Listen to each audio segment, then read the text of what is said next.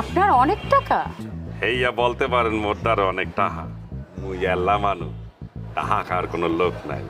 আর ওই Alam fishery here পোপাইটার মুই। আপনি একা কেন? মুই সিঙ্গেল, এই কারণে তো মুই এল্লা। কেন আপনি এখনো কোনো আন্টিকে পান নাই বিয়ে করার জন্য? আপনি আবার ওই দিকে যাইতে আছেন কা? একটা কথা শোনেন, পুরুষ মানুষের চেহারা, বডি ফিটনেস, বয়স, স্ট্রাকচার বিষয় না, বিষয় হইলে টাহা। যার দ্বারে যত টাহা আছে সে তত বেশি সুন্দর।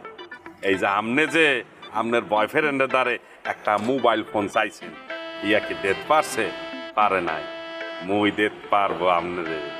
ও কিভাবে দিবে? ও তো স্টুডেন্ট। আর আমি তো মজা করতেছিলাম। এই তো আপনি আসল কথায় চলে আইছেন। সে দিবে কেমন তারা? সে তো স্টুডেন্ট। মোর দ্বারে কিন্তু টাহা আছে। আপনি যদি আমারে বিবাহ করেন তাহলে প্রত্যেক বছর আপনার একটা করে আইফোন কিনে দেব। কারণ কি জানেন? টাহা টাহা মোর দ্বারে লেগে তেজপাতা। কি বিবাহ করবেন?